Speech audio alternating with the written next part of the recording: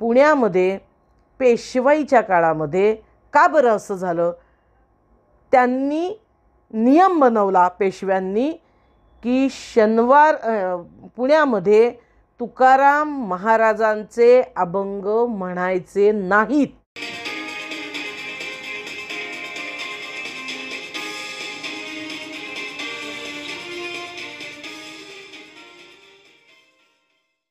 सत्य की जय हो. जागृती न्यूज चॅनलच्या सत्यवेद सत्रामध्ये पुन्हा एका आगळ्या वेगळ्या विषयावर सत्यवेद. हे विचार आवडले तर सबस्क्राईब तर चॅनल कराच, पुढे पण पाठवा असं सुरुवातीलाच आवाहन करते. ते करण्याची खूप गरज आहे, कारण प्रतिगाम्यांनी चौबाजूंनी काहूर उठवलेला आहे. आपण 2014 सालापासून म्हणतोय की आपल्या देशात हे हिंसेचं, उन्मादाचं राजकारण, समाजकारण, सत्ताकारण सुरू झालेलं आहे. त्याला रोखायचं असेल तर महामानवांच्या विचारांची उजळणी करावी लागेल.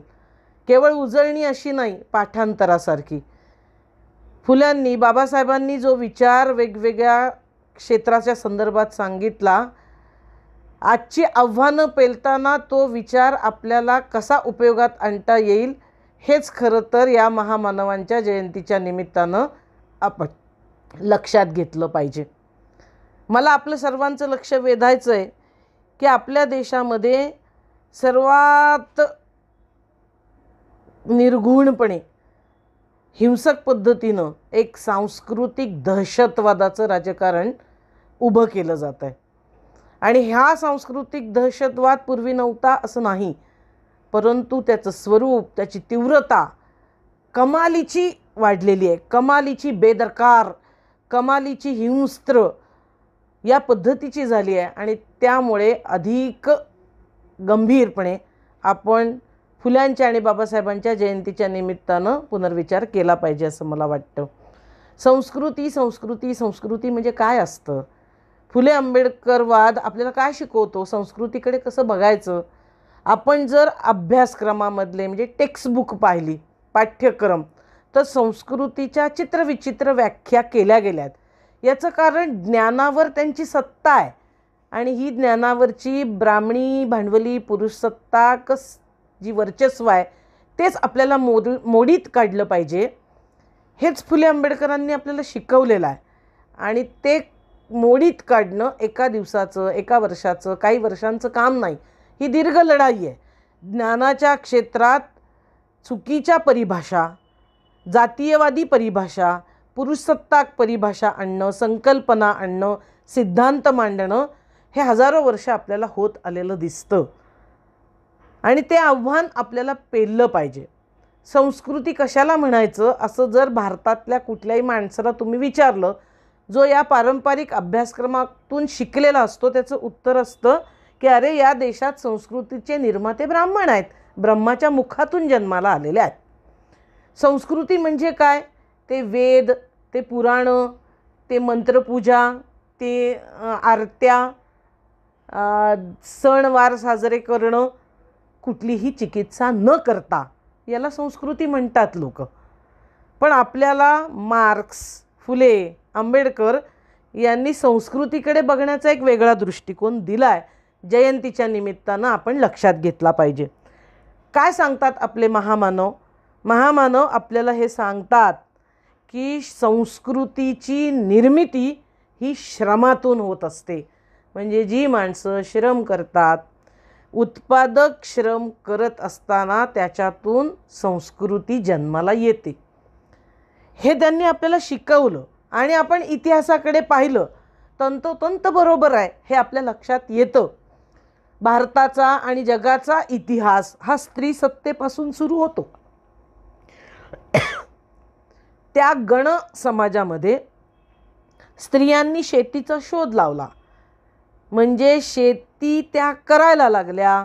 गाळपेराची जमीन, त्याच्यात काठीनं छिद्र करायचं आणि बी पेरायचं, ही शेतीच्या शोधाची सुरुवात आहे.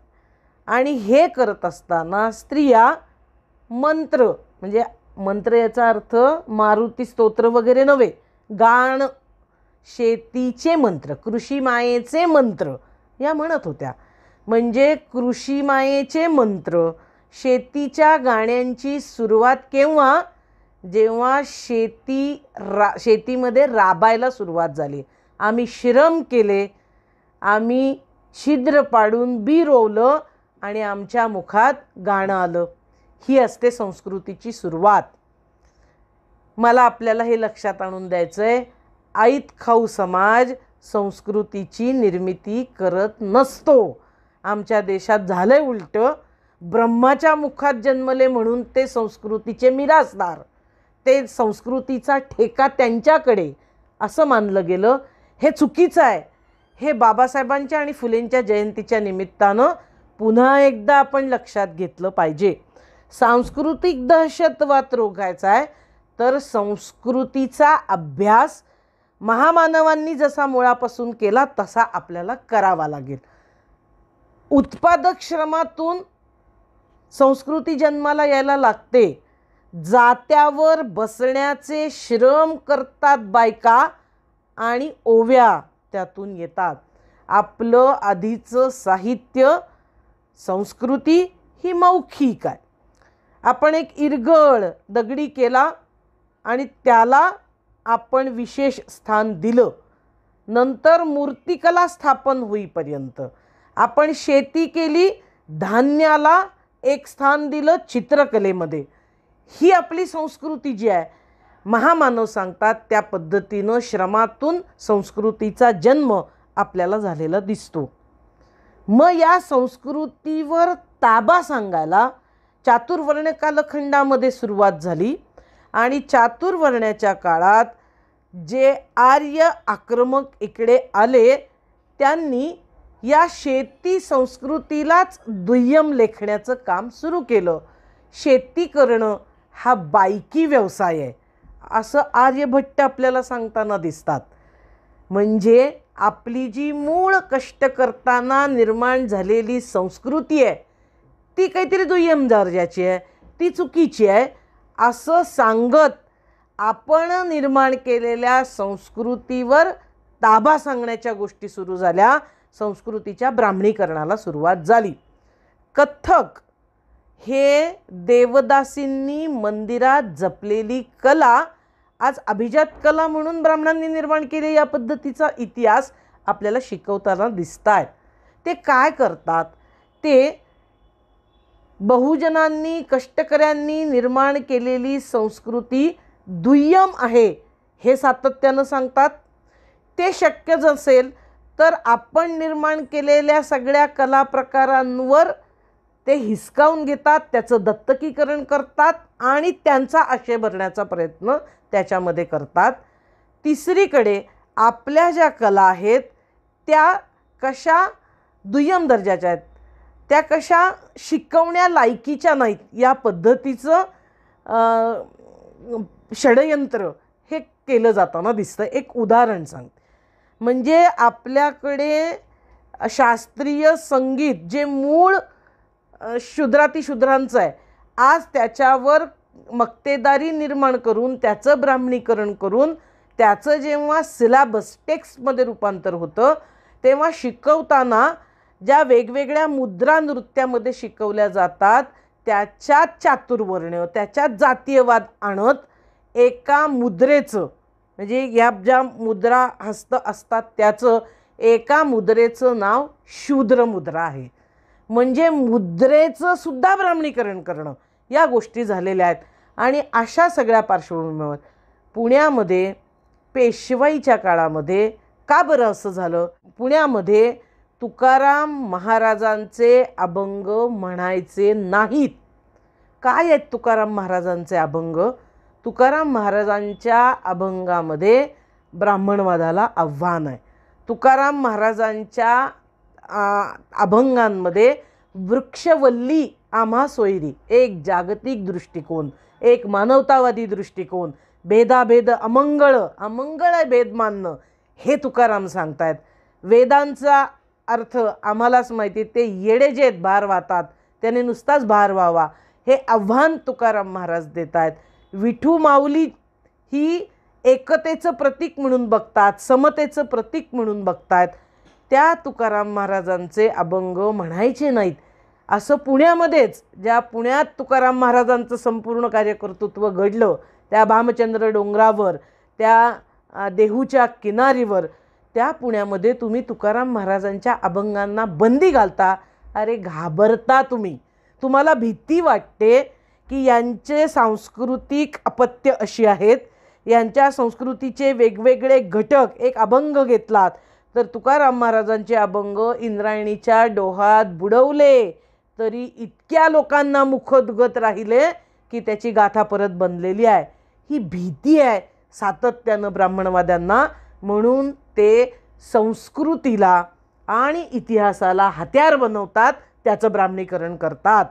सत्ताधारी वर्ग जो दिल्लीतला आहे, काय केलं आहे? मुसलमान अतिरेकी असतात. सर्वच सापडलेले अतिरेकी मुसलमान कसे अपप्रचार करायचा आणि एक कल्पित शत्रू मुसलमानांचा उभा करायचा, सांस्कृतिक राजकारण त्याच्या मागे हिंसेचं उभं करायचं, असं करत करत RSSचा आधार घेत हे आज सत्तेपर्यंत आपल्याला पोचलेलं दिसत आहेत. सांस्कृतिक संघटना आहे राष्ट्रीय स्वयंसेवक संघ, बजरंग दल. आपल्याला सजग राहिलं पाहिजे. ते संस्कृतीचा निर्माते नाही आहेत, पण त्याच्यावर कब्जा ठेवून मक्तेदारी मिळवून तिचं ब्राह्मणीकरण करून आपल्याच शूद्राती शूद्रांना अंकित ठेवतायत, दाबून ठेवतायत. आणि त्यांची संस्कृती जी निर्माण झालेली आहे ब्राह्मणी पुरुषसत्ताक, तीच श्रेष्ठ आहे. या पद्धतीचा एक माहोल आज उभा केला गेलेला आहे आणि त्याला एक मान्यता मिळवण्याचा जोरदार प्रयत्न झालेला आपल्याला दिसतोय. मग बाबासाहेबांची फुल्यांची जयंती साजरी करत असताना हे जे सांस्कृतिक दहशतवादाचं आव्हान आपल्यापुढे उभं आहे, आपण त्याच्याकडे बघणार कसं, त्याला प्रत्युत्तर देणार कसं, याच्यासाठी आपल्याला फुल्यांनी आणि बाबासाहेबांनी संस्कृतीबद्दल काय म्हटलं आणि त्याला प्रतिकार कसा करता येईल हे सांगितलं. त्यांनी जो व्यवहार लिहिताना आणि आंदोलनं करताना केला, त्याच्यातूनही एक कल्चर, एक संस्कृती ही पुढे आलेली आहे. त्याला उजाळा देण्याची गरज आपल्याला आज निर्माण झालेली आहे. महात्मा फुल्यांनी सांस्कृतिक लढाई, प्रतिकार, पर्यायी सत्यशोधक संस्कृती निर्माण केली पाहिजे, याच्यासाठी जीवाचं रान केलेलं आहे. शिक्षणाची दारं खुली करण्यापासून तुमचा ब्राह्मणी राष्ट्रवाद आम्हाला मान्य नाही, मग एकमय लोक म्हणजे राष्ट्र, आणि तिथपासून आमचा इतिहास हा बळीराष्ट्राचा आहे. बळीचं 9 खंडामध्ये राष्ट्र पसरलेलं होतं आणि मग वामनी संस्कृतीनं काय केलं, म्हणजे वामनी संस्कृती विरुद्ध बळीराजाची संस्कृती, हे सांस्कृतिक द्वंद्व महात्मा फुल्यांनी आपल्याला 19व्या शतकात दिलं.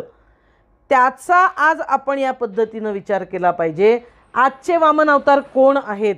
आजचे वामनरूपी संस्कृती आणणारे म्हणजे ब्राह्मणी भांडवली पुरुषसत्ताक संस्कृती, उन्मादाची हिंसाचाराची संस्कृती आणणारे लोक, यांच्याशी आपल्याला 2 हात केले पाहिजेत.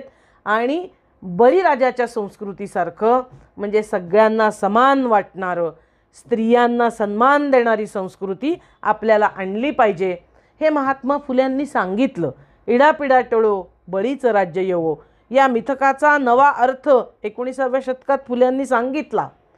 आणि त्यांनाच गुरु मानून बाबासाहेब आंबेडकरांनी संपूर्ण जी आंदोलनं केली, जो विचार व्यवहार केला, हेच सांस्कृतिक घटित पुढे घेऊन बाबासाहेब निघालेले आपल्याला दिसत आहेत. बाबासाहेबांनी संस्कृतीच्या प्रश्नाचा विचार कसा कसा केला?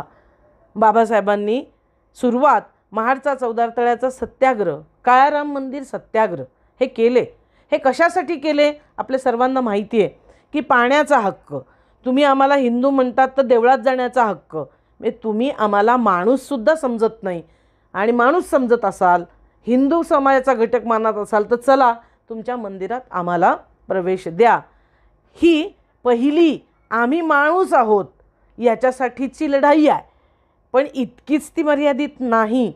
बाबासाहेब आपल्याला हे सांगतायत की ही देऊळ नावाची संस्कृती जी आहे ती तुम्हाला नाकारणारी आहे. आणि मग देऊळ नाकारत बाबासाहेबांनी 56मध्ये विहाराकडे आपल्याला घेऊन गेलेले आहेत. हा सांस्कृतिक संघर्ष आपण समजून घेण्याची गरज आहे. आणि ते केवळ विहार, ती मंदिरासारखी वास्तू नाही, तिथं जाऊन घंटा वाजवायची आणि कर्मकांड करायचं आहे अशी ठिकाणं नाहीत. ते ठिकाण कसलं आहे? ते एक सांस्कृतिक प्रतिकाराचं ठिकाण आहे. धम्म कशासाठी? बाबासाहेब सांगतात, समाजाची पुनर्रचना करण्यासाठी. हा विचार आज आपल्याला लक्षात घ्यावा लागेल. बाबासाहेबांनी आपल्याला सांगितलंय की संस्कृती एकजिन्सी नसते, जे फुल्यांनी 19व्या शतकात सांगितलं होतं की इथे भटपांड्यांची संस्कृती आणि त्याविरुद्ध शूद्रातिशूद्रांची संस्कृती आहे. बाबासाहेब आपल्याला सांगतात ब्राह्मणी संस्कृतीशी आपला सामना आहे, ब्राह्मणी धर्माशी आपला सामना आहे, कारण त्या ब्राह्मणी धर्माने आपल्याला गुलाम केलेला आहे. म्हणजे एक संस्कृती अशी असते जी माणसाला गुलाम बनवते, एक संस्कृती अशी असते जी विषमतेचं उघड समर्थन करते, ही संस्कृती अशी आहे जी स्त्रियांच्या दास्याचं उघड समर्थन करते. आणि अशा संस्कृतीच्या विरोधात आपल्याला संघर्ष करावा लागेल असं बाबासाहेब म्हटलेत. म्हणजे संस्कृती एकजिन्सी नाही, संस्कृती बहुविध स्वरूपाची असते. आणि आपल्याला कोणती संस्कृती नाकारायची आहे? जी हिंसक मूल्यांचा प्रचार करते, जी माणसाला माणसासारखं वागवत नाही, जी विषमतेचं, जाती विषमतेचं, वर्गीय विषमतेचं समर्थन करते, अशी संस्कृती आम्हाला नको आहे. हे बाबासाहेब सातत्यानं आपल्याला मांडताना दिसत आहेत. बाबासाहेबांनी पुस्तकांची शीर्षकसुद्धा पहा, त्याच्यातून सुद्धा एक वैचारिक कल्चर हे निर्माण होत असतं. बाबासाहेबांनी अत्यंत प्रासंगिक गोष्टी पण लिहिलेल्या आहेत. प्रबुद्ध भारतमध्ये लिहिल्या, जनतामध्ये लिहिल्या, मूकनायकमध्ये लिहिल्या आहेत. म्हणजे साधे लेख बाबासाहेब लिहित आहेत, संपादकीय लिहित आहेत आणि ग्रंथसुद्धा बाबासाहेब लिहित आहेत. बाबासाहेबांनी शूद्रपूर्वी कोण होते शीर्षक असं आहे. आत्तापर्यंतचे ब्राह्मणी किंवा तिकडचे युरोपमधले गोरे ज्या पद्धतीचं लिहित होते त्यांच्या शीर्षकामध्ये सुद्धा आपण कधी नव्हतो.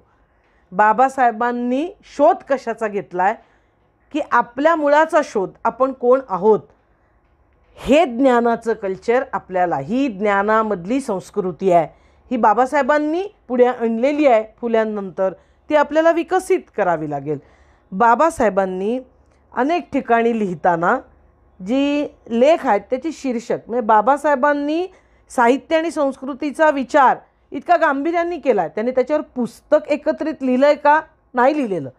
पण त्यांनी अनेक ठिकाणी लिहित असताना साहित्याकडे बघण्याचा, संस्कृतीकडे बघण्याचा एक निश्चित दृष्टिकोन आपल्याला दिलेला आहे.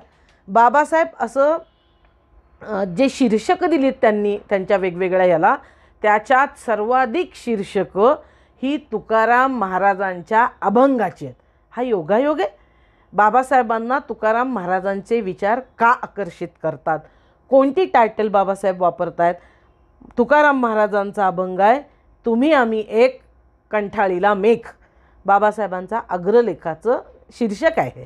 म्हणजे बाबासाहेबांनी, तुकाराम महाराजांनी ज्या पद्धतीनं साहित्य निर्मिती केली आहे, अभंग रचना केली आहे, ते साहित्य बाबासाहेबांना अव्वल दर्जाचं अभिजात साहित्य वाटतं.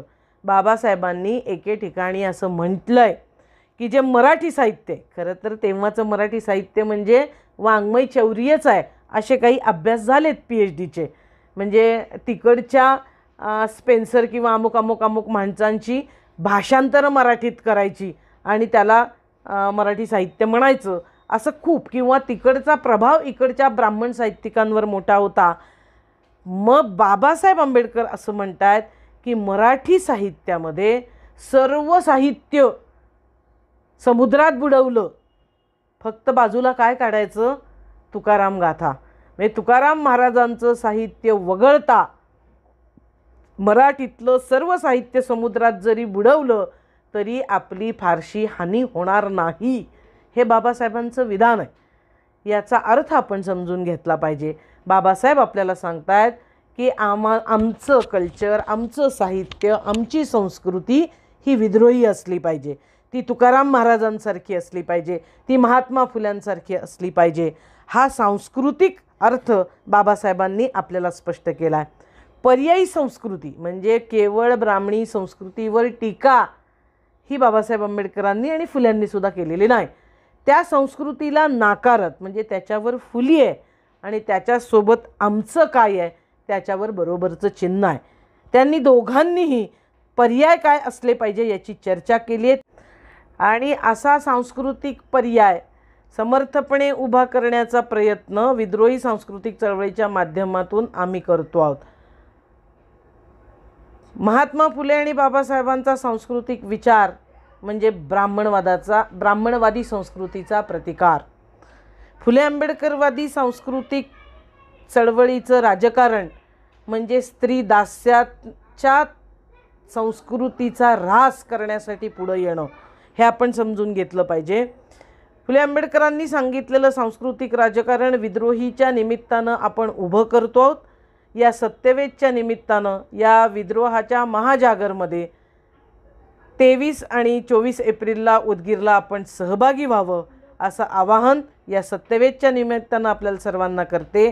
विद्रोही सांस्कृतिक चळवळीचे राज्याध्यक्ष म्हणून जाहीर निमंत्रण आपल्या सर्वांना देते. फुल्यांचा आणि बाबासाहेबांचा सांस्कृतिक विचार पुढे नेण्यासाठी चलो उदगीर. आज इतकंच. सत्य की जय हो.